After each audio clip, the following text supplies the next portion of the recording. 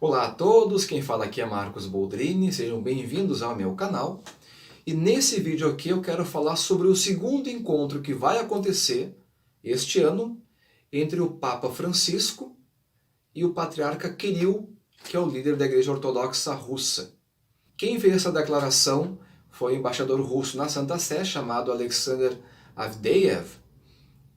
E eu fiquei sabendo ontem dessa informação pelo site, pelo canal de apostolado que o Ale Machado mantém no YouTube sobre as aparições de Nossa Senhora e essas coisas, né? E eu fui verificar nas mídias católicas, na internet. Então a Aleteia, né, a CNA, informou sobre esse encontro, essa mesma informação, e a fonte original está na agência russa TASS, do qual foi a referência para esses sites católicos. E o que disse o Avdeyev? Ele disse que já há uma data definida para o encontro entre o Kirill e o Francisco, vai ser em junho ou julho deste ano, mas que não haveria ainda, né, um local de encontro definido. Então eu fui ver exatamente qual foi o contexto dessa informação e vasculhei ali o site de notícias locais da Itália e está lá, né?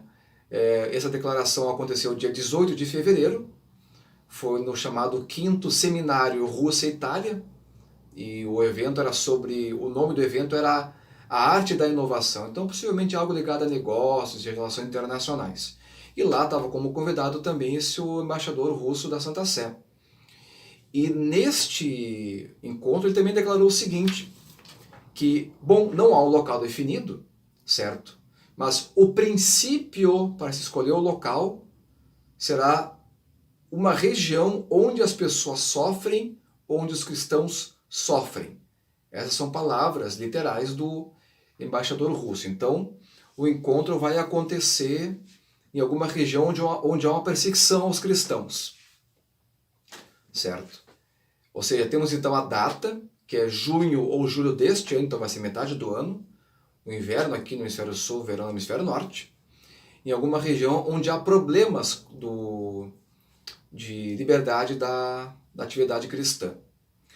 Sobre esse vídeo do Ale Machado, quem acompanha ele, eu acompanho um pouco, ele faz um apostolado sobre as aparições marianas e tem uma profecia de Nossa Senhora do Carmo de Garabandal, em que Nossa Senhora comunica a uma das videntes, a Conchita, acho que é ela que recebe essa informação, de que haveria um Papa que iria a Moscou. Inclusive ela cita o nome da cidade Moscou na mensagem. Ela não fala da Rússia. Então, quer dizer, se o Papa for para São Petersburgo, por exemplo, ou outra cidade da Rússia, não diz respeito à profecia. O Papa tem que estar em Moscou. E aí levanta aquela questão toda sobre os eventos que vão suceder essa viagem, de acordo com a ordem cronológica das profecias de Nossa Senhora. Não vou entrar nesse tema aqui, certo? Eu quero apenas dizer que, à luz do comentário do embaixador Avdeyev sobre que o encontro ocorrerá num lugar onde as pessoas sofrem e os cristãos sofrem, suponho que não seja a Rússia, Moscou muito menos. Para começar, porque o próprio embaixador não ia falar de seu país como alguém, como um governo ou um Estado que persegue os cristãos. Existe sim uma restrição à liberdade dos cristãos na Rússia. Todas as pessoas que não fazem parte das 4 religiões reconhecidas oficialmente pela Rússia, ou melhor, que são ditas as chamadas religiões tradicionais, que é a Igreja Ortodoxa Russa, Budismo, Islã e Judaísmo, tem restrições às liberdades civis quanto à pregação e ao convite a culto e coisas desse tipo. E há inclusive pessoas presas por causa da violação desse tipo de lei na Rússia. Mas não deve ser lá o encontro, portanto. Então, quer dizer, o Papa não deve ir para Moscou agora, vai ser em algum momento futuro. Ademais, no ano passado se ventilou a possibilidade do Francisco e do Kirill se encontrarem. Certo? Quem levantou essa bola foi um padre ortodoxo russo, criticando que haveria nos bastidores, né, uma expectativa de encontro entre os dois líderes. Eu vou colocar também um texto que eu escrevi sobre o assunto, sobre esse encontro que não aconteceu. Né?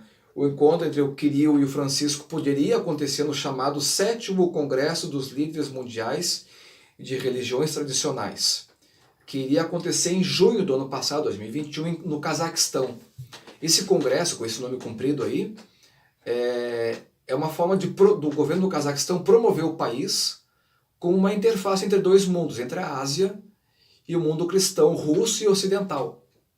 E é uma política nacional baseada nos princípios do movimento eurasiano, do pensamento do eurasianismo, ou neo-eurasianismo, dentro do qual se encaixa esse congresso.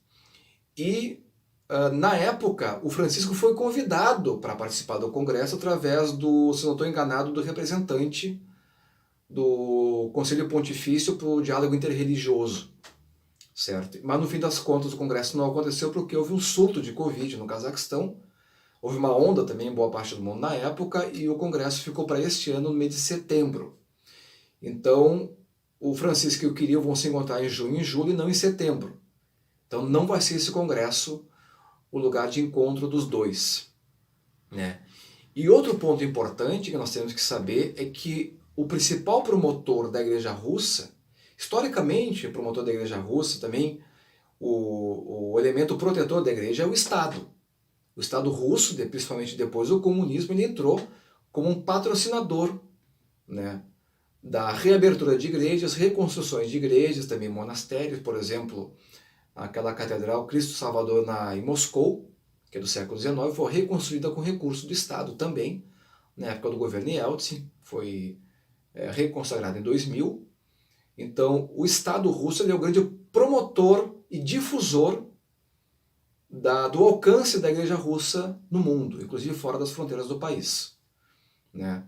Tem casos, por exemplo, da tentativa de reaver imóveis em todo o mundo que pertencem ou pertenciam aos emigrados da Revolução e que agora o Estado está tentando reaver, né? E, nesse movimento, o Kremlin é um terceiro ator nessa relação entre a Santa Sé e o Patriarcado de Moscou.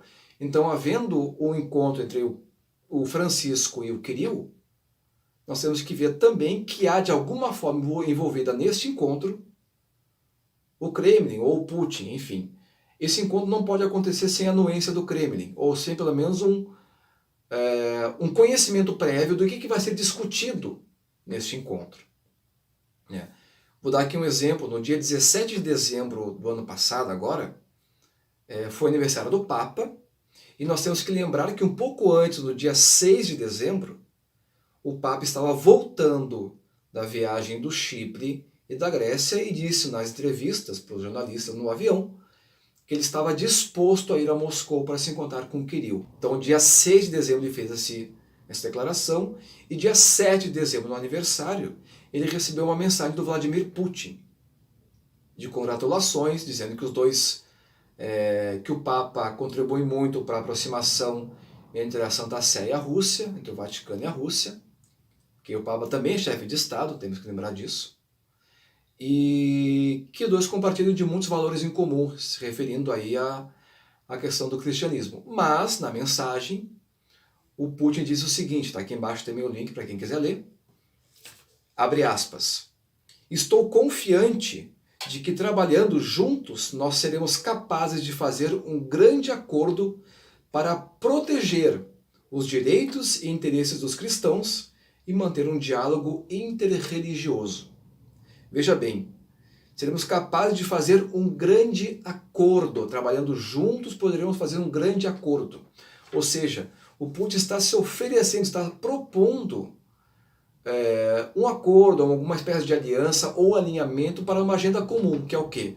Proteger os cristãos perseguidos, que é o ambiente proposto pelo embaixador russo, ou anunciado pelo embaixador russo, do local onde será o encontro deste ano.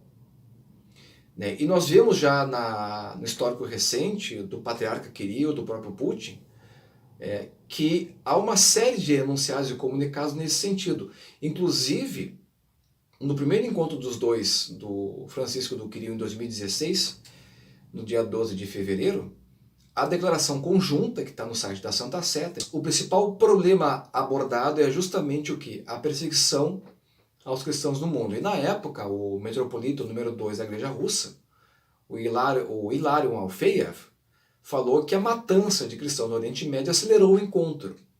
Então, de alguma forma, o sangue dos mártires propiciou uma aproximação entre a Santa Sé e o Patriarcado de Moscou. Ou seja, Santa Sé e Patriarcado de Moscou têm que levar em consideração que há um terceiro ator chamado Kremlin, que vai tentar, de alguma forma, colher os louros de uma aproximação entre as duas igrejas, que é o grande problema, a grande divisão que há no mundo. Temos católicos, protestantes e ortodoxos, mas a divisão mais profunda e mais complicada é com os ortodoxos, e a maior igreja ortodoxa do mundo é a russa. Então não podemos falar em ecumenismo e em unidade dos cristãos no futuro sem levar em consideração necessariamente a questão russa. Tanto é que se deduz claramente, por exemplo, nas profecias de próprio Garabandal e Fátima, que a conversão da Rússia levaria à unidade cristã. É uma conclusão possível e provável, diria eu, inclusive essa é a minha posição pessoal. Ou seja, nós temos que ficar de olho nesse encontro e rezar muito para esse encontro, para que o Espírito Santo venha. Inclusive, o Catecismo da Igreja Católica diz o seguinte: a unidade cristã se dá pelo Espírito Santo. Não vai ser nenhum Papa, o João Paulo II não conseguiu fazer isso, não vai ser o Francisco, não vai ser o Kiril, nem mesmo a força coercitiva de um Estado que vai fazer essa união no futuro. Então nós temos que rezar para que o Papa e o Patriarca consigam fazer a vontade de Deus no encontro. Pedir muito, estou falando realmente sério, não é uma exortação meramente ativista, estou falando de coração isso daí. Nós temos que rezar pela unidade cristã, porque isso é um pecado muito grave que já perpassa gerações inteiras e dividiu parte do mundo. Eu particularmente também acredito que a paz no mundo depende disso. Não vou explicar porquê, é uma posição pessoal minha, mas é um escândalo que tem que ser sanado quanto antes. A gente está vendo o que está acontecendo no mundo hoje, essa confusão geral, medo, apostasia geral também, discordância entre os povos religiosos. E é Deus que vai trazer de volta a unidade e a paz. E esse encontro que vai vir este ano é mais um passo nesse sentido, desde que seja feito de forma sincera e que não haja manipulação ou condução artificiosa nesse encontro, no sentido de, por exemplo, um governo, uma autoridade querer tirar proveito político e de poder e de prestígio em cima desse acontecimento. Certo?